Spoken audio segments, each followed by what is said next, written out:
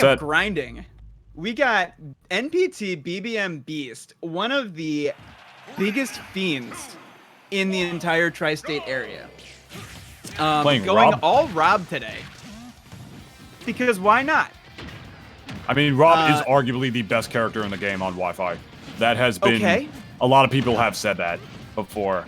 Oh, and trying to actually go for some mix-up combos rather than just the up airs to the rather than just the up throw to the forward air. That's I don't know how long Beast has been playing this character, has been practicing him that much, but he's out here already trying to go for the mix-up combos.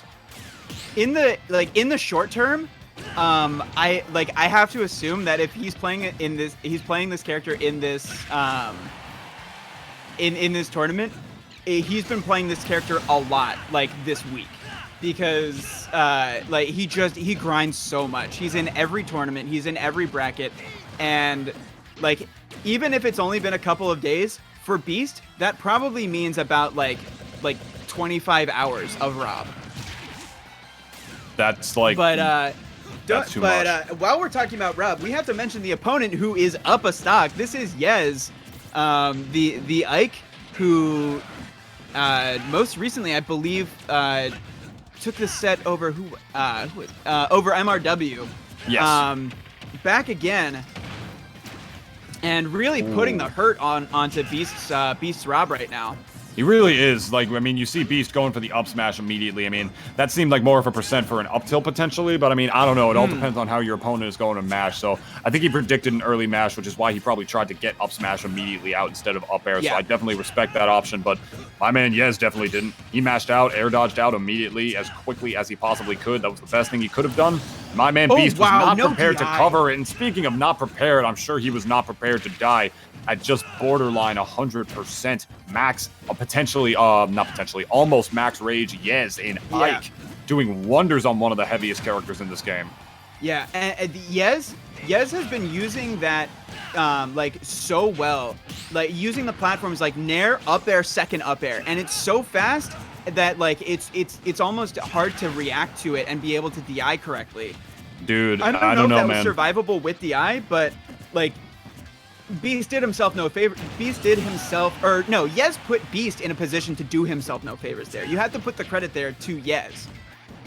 Yeah, definitely got to give it to him, man. I mean, how am I not going to be able to even give credit to this guy? Look at the scoreboard right now. Oh yeah, I'm seeing. Look at what this man is doing, man. My man is putting this Rob back on the shelf, back as a toy in the 80s, where he belongs. Oh, and man. This is where it's so hard because Ike is a character that has so much stray hit kill power. Like on back air, on up air, on dash attack, where like at 122, yeah, good luck. Good luck. How are you, like at 122, you're gonna take 2 stocks off an Ike? Yeah. So Yez, continuing his blaze through bracket here with taking game 1 off of Beast, who has to be considered one of the favorites for this bracket, like just due to the strength that he has in this region on online tournaments. Yeah, honestly, I mean, Beast right out here looking a little bit like Mario Sunshine, man. Like, Rob is a beautiful, beautiful character, but without the polish. You know, it's just a little bit rough on that front, man. I don't know how long he's been playing the character, but at the end of that game right there, man, just getting stuck on the platform, there was no reason for him to jump on it, man, but that was the only place I guess he thought he could go, and it was just easy pickings for Ike below the platform at that point. Because as we all know, being above your opponent in Smash Brothers is just simply never a good thing. It's never a good place to be. You never want to be above your opponent for the most part. Unless, like in disadvantage, I should say. Especially against Ike, like you were about to say. The big old sword swinging around everywhere, dude. I ain't want none of that. If I saw somebody in the park walking at me like that, I'd run. But it's interesting because Beast has really gone. This has been solo Rob today. Like Beast has characters. We all know that.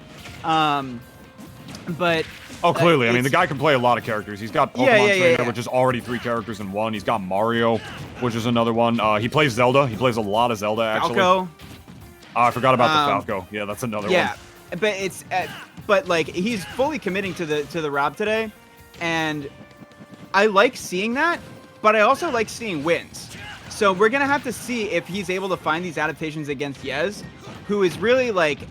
He's forcing the adaptations from Beast. He's like saying like, I'm going to come at you and I'm gonna do my Ike thing, and if you don't, if you can't game plan against that with this character, you're going to lose. And I mean, he has had to change basically nothing here so far. That he did not have to, my friends. And looking a little bit better this time around, man. I mean, he's got a pretty high percent on he's got a higher percent on Yez this time around than I think he might have the first time, but now he's off the level and he's just gonna fish for that down air. But the risk reward, man, just going too low that time around, man. On the way up, man, Beast was ready for it with that down air. Why are you gonna mess around against a lingering spike hitbox with that big of a hitbox, man? That's just, there's just no reason to do that. Yez is feeling themselves. So, but that down air spike was really the first. Oh, okay, never mind. Yeah, I was gonna say like that was the first point where like Beast really imposed himself on this set, and it basically like you could even say that like it might not even matter. Like he hasn't done a whole lot with gyro so far. It's been a lot of lasers, but like the grab game hasn't really been there. And you know, credit to Yet. Like this is like I don't want to frame this as like Beast playing bad because he's gotten this far. He's only dropped one game before this set. He's still he's in top 16 winner's side with a character that he does not main. Yeah, exactly. Like you cannot doubt this guy's skill. Yeah. But this is more about Yez just like not letting Rob do anything that Rob wants to do. Look at that. There you go. And like you could tell me that was planned and I believe it. I think it was, if I'm being honest. I think he knew that like set play off of the initial up B into the up air. Absolutely.